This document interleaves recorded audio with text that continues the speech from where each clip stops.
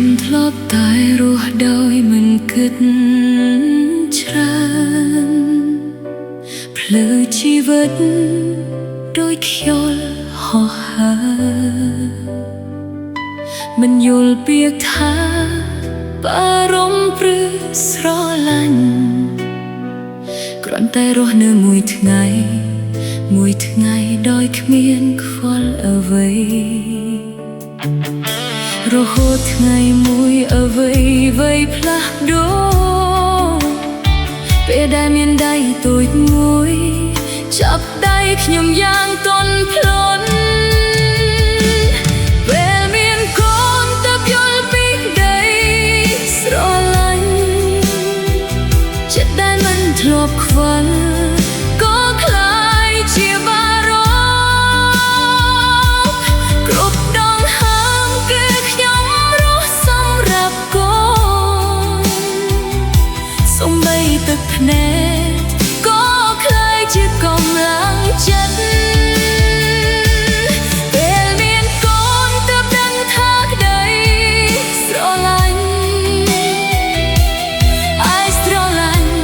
លើសអ្វីដែលធ្លាប់គិតក្នុងពិភពលោកនេះ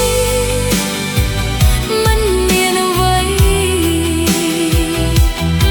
សប្បាយចិត្តដោយពេលមានកូនឡើយយុគណាដែលកូនយំខ្ញុំមិនអាចគេងបានសូម្បីតែពេលភ្លៀងធ្លាក់ខ្ញុំក៏ខ្លាចអ្នករងាភ្នែកតូចមួយគូនេះប្រាប់អ្វីមកខ្ញុំតែដងខ្ញុំស្ដាប់បានគ្រប់អារម្មណ៍ណាខ្ញុំចាប់ផ្ដើមយល់ពាក្យថាលះបង់ដែលមិនចាំបាច់មានរណាមកបងរៀនពេលមានកូនទើបយល់ពីក្តីស្រឡាញ់ចិត្តដែលមិនធ្លាប់ខ្វល់ក៏คล้ายជាបារម្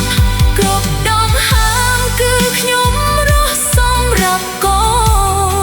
នសូម្បីទឹកភ្នែកក៏คล้ายជាកម្លាំងចិត្តពេលមានកូនទើបដឹងថាក្តីស្រឡាញ់អាយស្រឡាញ់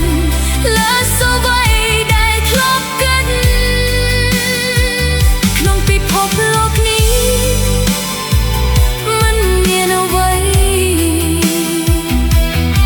សប្បាយចិត្តដោយពេលមានកូនឡើយបើថ្ងៃណាខ្ញុំទន់ខឹកសោយណាគឺកម្លាំងឲ្យខ្ញុំក្រោកឈរឡើងវិញជីវិតខ្ញុំមកចរនៅឡើងវិញព្រោះមានអ្នកនៅក្បែ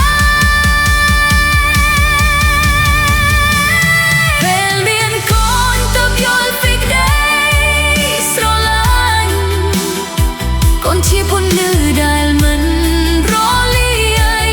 គ្រប់ជុំហានខ្ញុំនឹងដើរជាមួយអ្នករហូតដល់ថ្ងៃចុងក្រោយនៃដងហើមពេលមានកូនខ្ញុំคล้ายជាមនុស្សថ្មីចេះស្រឡាញ់ដោយគ្មានលក្ខខណ្ឌទោះពិភពលោកនេះប្រែប្រួលយ៉ាងណាខ្ញុំនឹងនៅទីនេះនៅចាំការពារអ្នកគ្រប់ពេលក្តីស្រឡាញ់មួយនេះគឺ